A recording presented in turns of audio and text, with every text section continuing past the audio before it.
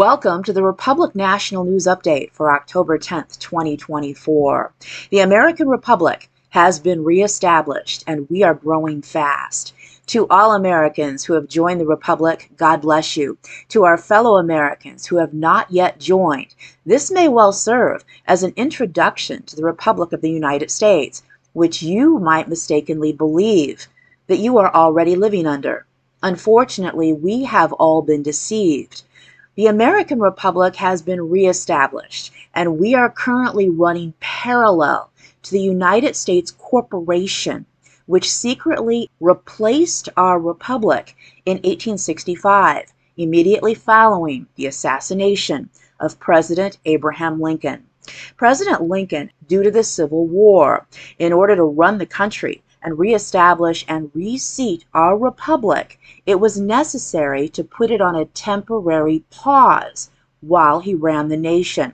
Unfortunately, upon his death, the United States corporation took control with its own appointed leaders and regulations and growing rules and laws in full violation of your constitutional rights.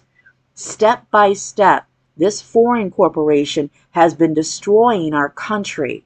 Now, they are so confident that we are so completely under its control that this has become an open attack. But they are wrong. Since President Lincoln had legally only paused our republic, and the corporation never actually dissolved it, since they would have had to do that had it not been on pause. But this was their mistake. Your republic has legally been reseated in all 50 states with governors, Senate, House, justices, our president, and indeed our own military leaders. We are ready.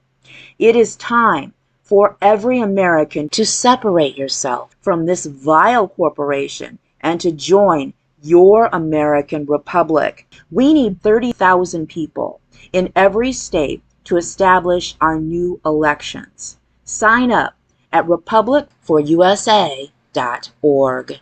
Now, let's get to the news. How did we get here, and why is the corporation doing this? We are going to take you on a very fast journey, and we begin with G. Edward Griffin, the legendary author of The Creature from Jekyll Island, and his interview from 1984 with Yuri Bezmenov about the plan which was already in place for our country. Mr. Bezmenov was born in 1939 in a suburb of Moscow. He was the son of a high-ranking Soviet Army officer. He was educated in the elite schools inside the Soviet Union and became an expert in Indian culture and Indian languages. He had an outstanding career with Novosti, which was and still is, I should say, the press arm or the press agency of the Soviet Union. It turns out that this is also a front for the KGB. He escaped to the West in 1970 after becoming totally disgusted with the Soviet system, and he did this at great risk to his life. He certainly is one of the world's outstanding experts on the subject of Soviet propaganda and disinformation and active measures. Well, you spoke several times before about ideological subversion. That is a phrase that I'm afraid some Americans don't fully understand. When the Soviets use the phrase ideological subversion, what do they mean by it? Ideological subversion is the slow process which we call either ideological subversion or active measures, активные мероприятия in the language of the KGB, or psychological warfare. What it basically means is to change the perception of reality of every American to such an extent that despite of the abundance of information, no one is able to come to sensible conclusions in the interests of defending themselves, their families, their community, and their country. It's a great brainwashing process which goes very slow, and it's divided in 4 basic stages. The first one being demoralization. It takes from 15 to 20 years to demoralize a nation. Why that many years?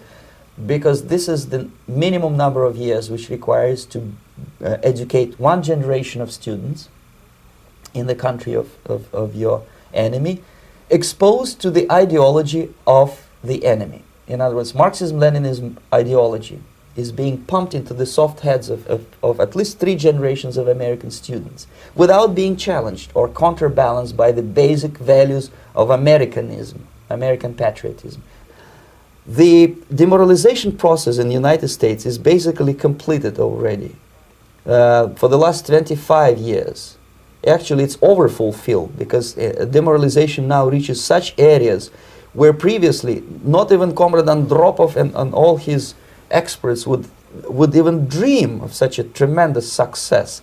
Most of it is done by Americans to Americans, thanks to lack of moral standards. As I mentioned before, exposure to true information does not matter anymore. A person who was demoralized is unable to assess true information. The facts tell nothing to him. Even if I shower him with information, with authentic proof, with documents, with pictures, even if I take him by force to the Soviet Union and show him concentration camp, he will refuse to believe it until he is going to receive a kick in his fat bottom. When a military boot crashes his balls, then he will understand, but not before that. That's the tragic of the situation of demoralization. The next stage is destabilization. This time, subverter does not care about your ideas and the patterns of your consumption. Whether you eat junk food and get fat and flabby, doesn't matter anymore.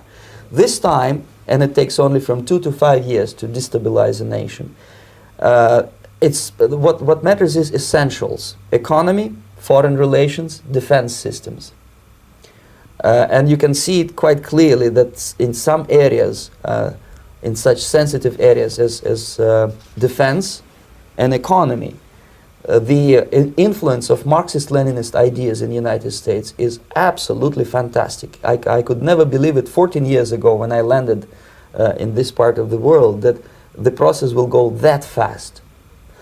The next stage, of course, is crisis. It may take only up to 6 weeks to bring a country to the verge of crisis. You can see it in Central America now.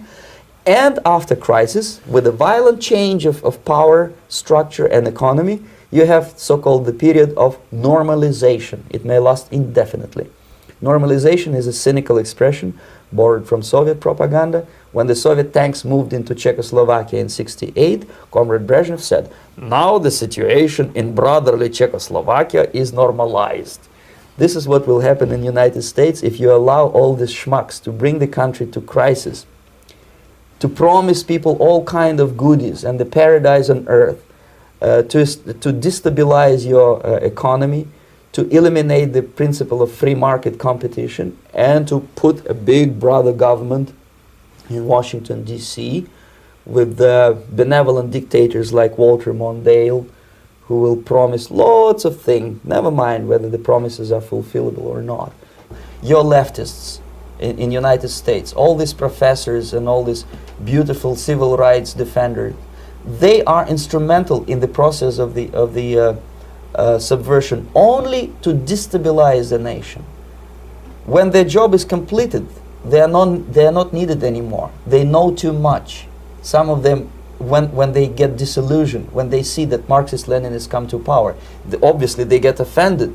They think that they will come to power. That will never happen, of course. They will be lined up against the wall and shot.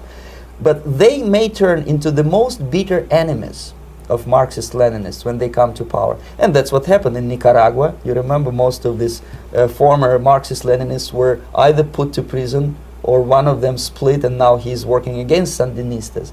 It happened in Grenada when Maurice Bishop was already a Marxist. He was executed by a new Marxist who was more Marxist than this Marxist. Same happened in Afghanistan when first there was Taraki, he was killed by Amin, then Amin was killed by Babrak Karmal with the help of KGB. Same happened in Bangladesh when Mujibur Rahman, very pro-Soviet leftist, was assassinated by his own Marxist-Leninist military comrades. It's the same pattern everywhere. The time bomb is ticking with every second. A part of that plan, of course, is to induce the gradual surrender of American sovereignty, piece by piece and step by step, to various international organizations of which the United Nations is the outstanding but far from the only example. Here are the aims for the United States. 1. Greatly expanded government spending for every conceivable means of getting rid of ever larger sums of American money as wastefully as possible. 2. Higher and then much higher taxes. 3. An increasingly unbalanced budget despite the higher taxes. 4. Wild inflation of our currency. 5. Government controls of prices, wages, and materials, supposedly to combat inflation. 6. Greatly increased socialistic controls over every operation of our economy and every activity of our daily lives. This is to be accompanied, naturally and automatically, by a correspondingly huge increase in the size of our bureaucracy and in both the cost and reach of our domestic government. 7. Far more centralization of power in Washington and the practical elimination of our state lines. There is a many-faceted drive at work to have our state lines eventually mean no more within the nation than our county lines do now within the states. 8. The steady advance of federal aid to and control over our educational system, leading to complete federalization of our public education. 9. A constant hammering into the American consciousness of the horror of modern warfare, the beauties and the absolute necessity of peace. Peace always on communist terms, of course. And 10, the consequent willingness of the American people to allow the steps of appeasement by our government which amount to a piecemeal surrender of the rest of the free world. 1930s, there was a law passed that the United States government shall not participate in any type of misinformation propaganda campaigns directed at its citizens. And in 2012, the Obama administration and the freaking Congress that sat then repealed it. It is legal for the agency, the sister agency, the FBI, and the rest of them to put out intentionally misinformation, propaganda to American citizens now. You just have to flood a country's public square with enough raw sewage. You just have to raise enough questions, spread enough dirt, plant enough conspiracy theorizing that citizens no longer know what to believe. Once they lose trust in their leaders, in mainstream media, in political institutions, in each other, in the possibility of truth, the game's won. The people in North Carolina, you deserve to hear this. I'm a truck driver, all right? I have a 53-foot step deck. I've been trucking for about 2.5 years. I have a YouTube channel, you can verify that on, Babyline Hotshot. Usually in a disaster situation, it is payday for truckers. We look for that hurricane, we look for that ice storm. There's generators coming to you. There's stuff coming out of military bases. There's excavators, skid steers, bulldozers, tree trimming equipment, pumps, like water pumps to pump water out of places that have been flooded. There's no loads on the load board coming to you within 125 miles of Asheville. It's called Truck Stop. This is where I find all my loads. Chicago, Illinois, up at the top. Within 250 miles of Chicago is where I'm gonna pick up. The second is the destination. So it goes origin, destination, watch. See, drop-off location. Let's do city, North Carolina. Click it, boom. All right. These are all $1.40 a mile loads, $1.39. That was posted yesterday. I mean, there's nothing. There's nothing. These are loads that you wouldn't even, nobody's taking them. They're just on the load board. They've been on there since yesterday. You can see, right? Let's type in a different city. That's from Chicago. Maybe Tennessee, maybe Nashville is closer, and they'd send resources from Nashville, Tennessee. Nashville, Tennessee, within 250 miles of Nashville, to Asheville, North Carolina, within 125 miles. Let's see, that's it. That's all the loads. That's all the loads that are 28,000 pounds in less. I'm not a conspiracy theorist, but I mean, what the hell's going on here? I had brokers call me and tell me, Stu, have you seen any loads going to Asheville or like anywhere around the Carolinas, South Carolina, Georgia? Is there any like FEMA loads? There's none. Zero. He's been a broker for 6 years. And he's talking to other brokers. They're saying the same thing. What's going on, guys? Every organization, every organization is shutting us down. Everywhere we turn, they're putting chains on our supplies. They're stopping our pilots. This is all citizen done. None of this has come from any organization. FEMA has never shown their faces to us. We've got no funds. All of these pilots have been out here. We flew over 400 flights yesterday, and the pilots paid for the gas themselves.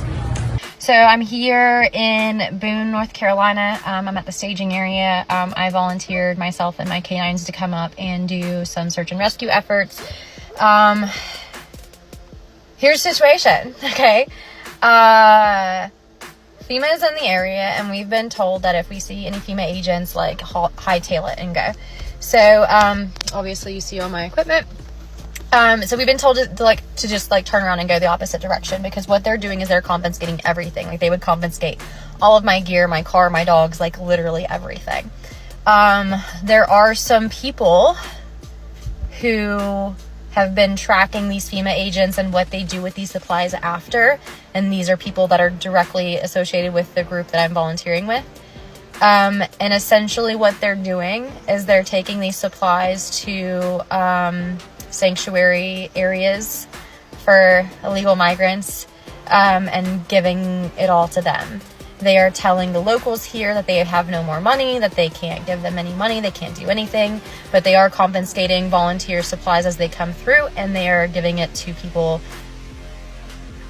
who are not legal within the country. Of course it is very hush-hush. Of course they're saying that that's not what they're doing. I will tell you this. I was 11 years in the Coast Guard. I was in Puerto Rico before and during Maria and Irma. I was stationed there through all of that stuff. FEMA did the same stuff there, to the point where the Coast Guard, we did not work directly with FEMA because they were doing shady stuff. So we ended up loading a bunch of supplies and stuff and taking it around the island and delivering it. And we did the same thing after the earthquakes as well. They were confiscating supplies. They weren't issuing supplies. They mishandled money. They mishandled distribution of supplies, and the locals suffered for it. And they are doing the same thing in North Carolina. This is not a joke. This is not a conspiracy theory. Like, this is not false information. Like, I'm here, I'm boots on the ground. Between Kings Mountain and Chimney Rock, North Carolina is the largest lithium deposit in the world. And the rights are owned by Albemarle Global. And on September the 24th, they actually applied for federal and state permits to redirect and reconstruct their mining operation between Kings Mountain and Chimney Rock.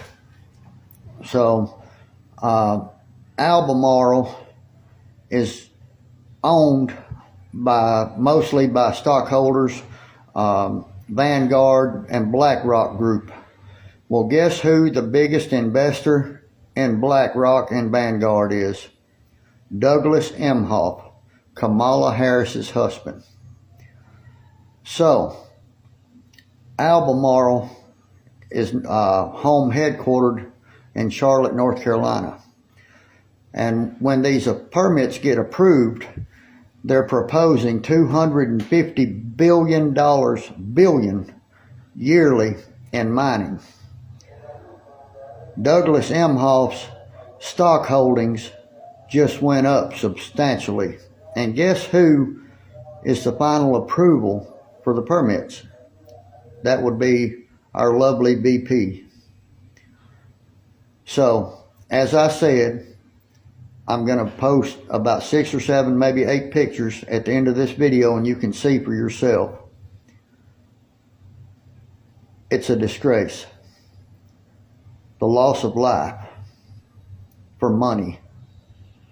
So please, I beg you, if you have any heart and any love for life and liberty and the wrongdoing that's going on right now, please like, comment, and repost this to everybody. Everybody. Thank you.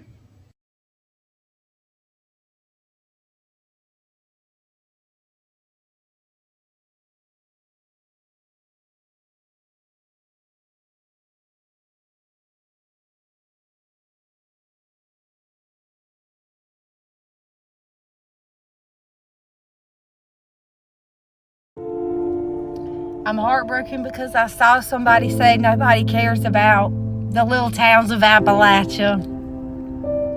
It's not true. It's not true. This is to the brothers and the sisters of Appalachian Mountains. Just hold on. Help is on its way. Help is showing up from all over the country. Help is being told to stand down. And help is told them all the way off. Help is coming in on mules and horses and ATVs. There are people literally crawling and climbing up these mountains to get to y'all. We know there are so many people still trapped. There are so many towns and creeks and hollers that haven't even been accounted for yet. Our land is under attack. These are spiritual lands. If you've ever been here, you know there is something magical about these mountains. And it's the people. It's not just all the resources. It's the culture and it's the love. It's the way that we banded together without all the help that we should have gotten from the outside world.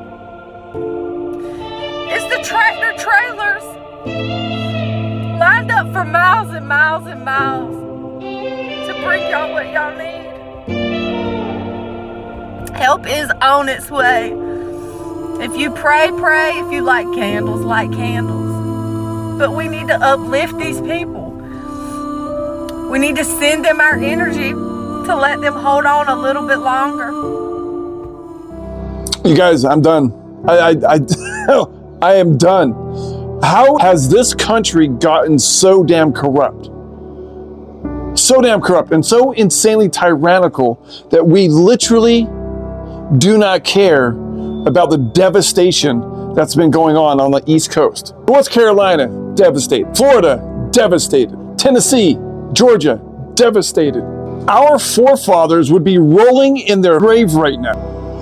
Because I'm mad as hell. You know that mad that you just get so angry that you just cry about it? You're so mad you just cry about it. That's how mad I am. Like, these they have lost everything.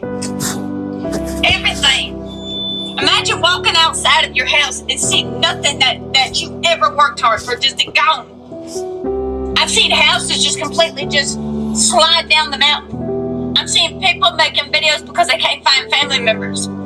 How are they supposed to apply for something if they don't have electricity that does not get their baby fed in this moment? Wow. That's, yeah, Mama Tot. I love you, girl. You might be asking yourself, what is Kamala Harris doing about this? Extremely important because a lot of folks don't save for these kinds of emergencies, and when they hit, it takes a real drain on their resources and ability. You're voting for that? This is the person you want in our office. She is literally a box of rocks. And then you have this. You have this right here. U.S. to give $157 million in humanitarian aid in response to Lebanon crisis. you're out your freaking living mind. Meanwhile, everybody here in America gets a $750 loan if you are a victim of the hurricane. But wait, you have to apply for it. No, you have to apply and get approved, and then if you don't pay back the $750, you lose your land. Intentionally flooded those towns in North Carolina, and you cannot convince me otherwise. People, listen, this is deeper than you think it is. Not many people know this, but North Carolina and the specific towns that got destroyed is the richest in lithium in the world. They have been trying to buy this land from these people in these towns for years, and the residents have stood on ground and said, you're not touching our land. We've worked our asses off our whole life to build this land for ourselves and our family. So what do you do if the people will not voluntarily give up their land? I'll tell you, and I think you already know. You purposely flood them out and destroy their whole entire livelihood. That way you can condemn the land unlivable and uninhabitable to the point that you can just write it off as a land grab. Do you get it yet? You guys, how much treason and sedition does this country have to inflict on you? And the federal relief and assistance that we have been providing has included FEMA providing $750 for folks who need immediate needs being met, such as food, baby formula, and the like. And you can apply now for anyone who's watching this who has been affected. There are FEMA personnel who are going door to door to interact personally with folks, especially those who do not have electricity. But also that aid, if you have electricity, can be applied for online, and I encourage people to do that. FEMA will just basically verify your address, and then the process should take hold. Hey guys, for those that don't know, I'm at the foothills of the Western North Carolina mountains, and everybody in my area that I've talked to, including myself, who applied for the $750 assistance payment from FEMA, has been denied. Okay? Yeah. They've denied us. Okay. So here we sit. We've thrown out all of our food because we had no power for 5-6 days. Some still are without power. Here we sit. Limited resources in the store. And they have denied our $750 resource check. So, yeah. How do you like that? But I can tell you personally that when I worked at the grocery store and I cashed them out, the receipts were alarming. $13,000 on EBT food, not including the $29,000 that was on EBT cash. They had $30,000 on their EBT cash balance left. Yes. And as a cashier, you can see that. Yes. And you're like, holy shit, why do you have 30 grand on It's infuriating. On one person's car. It's infuriating. Yes, sir. So they're not getting 600. And while they're dressed very well, how are you able to dress like that? Coming over here as running for help that we're supposedly helping them, how are you dressed like that when we, the American people, are scrapping for the next set of work boots? That's a problem. That's a serious problem.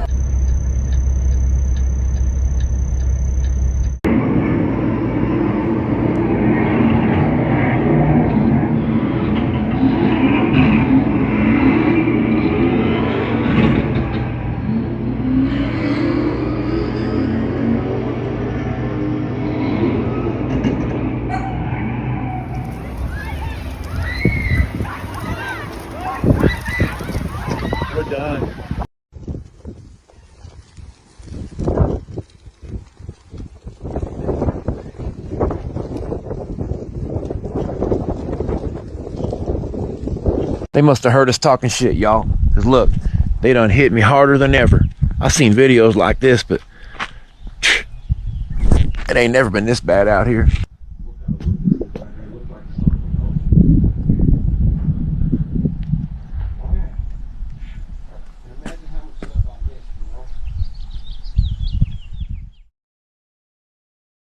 I have given warnings about chemical munitions. I need the less than lethal team positioned above me to start deploying. Launch! Launch! Launch!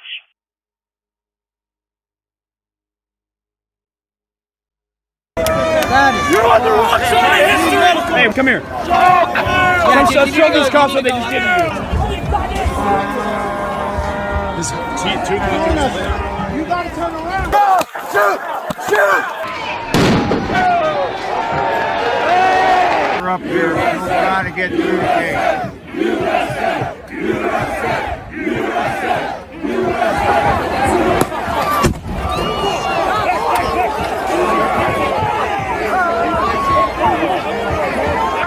Yep, they're deploying flashbangs on us.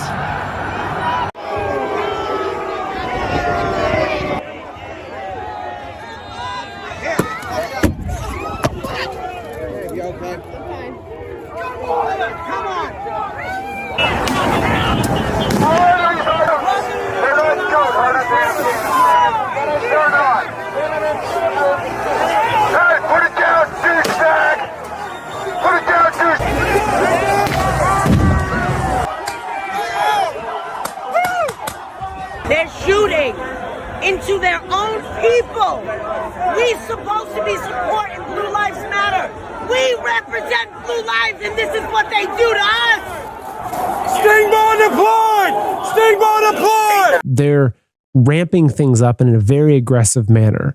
And people are now realizing it's almost like we're sleeping and they're building a cage around us as we're sleeping. What are the signs that you're seeing that they're ramping up this? And how far do you think they are away from achieving that goal of that totalitarian police, surveillance state or surveillance police state? They're realizing they're running out of time because more people are waking up. What they don't get, though, is people are waking up because they're ramping it up, right? It's getting so ridiculous. So they're kind of running out of time. They have a feeling, rightly so, the window is kind of closing because the critical voices are becoming more and they're becoming louder. So that's why they're ramping things up. And you see that. So, there is so many issues going on right now. They're erecting these 15-minute ghettos. That's what I call them. And they're starting with that pretty much in Great Britain. Then in Ireland too, it's kind of starting there. In Netherlands, of course, you have they bash down the farmers. Once again, we're being told it's just, to make a better life for us, to make the world a better place. But what it actually means is you won't have food. If the farmers don't produce food anymore, you won't have anything to eat. It's as simple as that. And tying into that, I wonder why Bill Gates all of a sudden, buys farmland, like crazy. Why would he do that? Well, if you have control over the food, you have total control of the people. So we're seeing all of these issues going on. Digital identity, next thing. Digital identity, it's not so your life is easier. It's so government has total control over you. Look to China, with that social credit system. That's our future. And I'm not talking the future 30, 40, 50 years from now. It's happening now. It is happening now. Digital currency. Oh, isn't that's the creme de la creme of all control mechanisms. What do you think is going to happen if the next time you refuse to take an mRNA shot? With a flip of a switch, they just cancel your account. You cannot buy food anymore. You cannot do anything anymore. That's pretty much where I think it's going. It's to erect a totalitarian surveillance state. To use it, you just put the glasses on, then as you walk by people, the glasses will detect when somebody's face is in frame. This photo is used to analyze them, and after a few seconds, their personal information pops up on your phone. Cambridge Community Foundation. Oh, hi, ma'am. Wait, are you Betsy? Yes. Oh, okay. I think I met you through like the Cambridge Community Foundation, right? Yeah. It's great to meet you. I'm Kane. Oh wait. So do you happen to be the person working on like minority stuff for like Muslims in India at all or something? Yeah. Really? Yeah. Are you Kashif? Yes. Oh, I've read your work before. It's super cool. So here's how it works. We stream the video from the glasses straight to Instagram and have a computer program monitor the stream. We use AI to detect when we're looking at someone's face. Then we scour the internet to find more pictures of that person. Finally, we use data sources like online articles and voter registration databases to figure out their name, phone number, home address, and relatives' names. And it's all fed back to an app we wrote on our phone. Is your address 4 Valley? Yeah. Atlanta, Georgia, 303. Is oh my god. Yes. Not anything, but yes. also attended Yale's Young Global Scholar Summer Program, right? Really? Yeah, these are me in like middle school. Oh my god. What about John and Susan? Are they your Those are my parents. parents? Okay. We will hold social media platforms accountable for the hate infiltrating their platforms because they have a responsibility to help fight against this threat to our democracy. And if you profit off of hate, if you act as a megaphone for misinformation or cyber warfare, if you don't police your platforms, we are going to hold you accountable. I think we need to push back on this. There's no guarantee to free speech on misinformation or hate speech, and especially around our democracy. But I also think there are Americans who are engaged in this kind of propaganda. And whether they should be civilly or even in some cases criminally charged is something that would be a better deterrent. You just have to flood a country's public square with enough raw sewage. You just have to raise enough questions, spread enough dirt, plant enough conspiracy theorizing that citizens no longer know what to believe. Once they lose trust in their leaders, in mainstream media, in political institutions, in each other, in the possibility of truth, the game's won. Remember, the United States is our country. We the people. Our republic stands completely separate and is running parallel right now to the corporation which has been controlling us. Our republic was thrown away without our knowledge, but we are back. Join us as we grow fast to the point where we govern our own country and we elect our own leaders of the American Republic. We need you immediately. Every American counts. Sign up at republicforusa.org and join us. And if you would like to hold a seat within the Republic to serve your fellow Americans, we the people welcome you. Never forget that as an American, our Republic is the only lawful government which exists, and now we know the truth. For the American Republic's National News Update, I'm Michelle Holliday.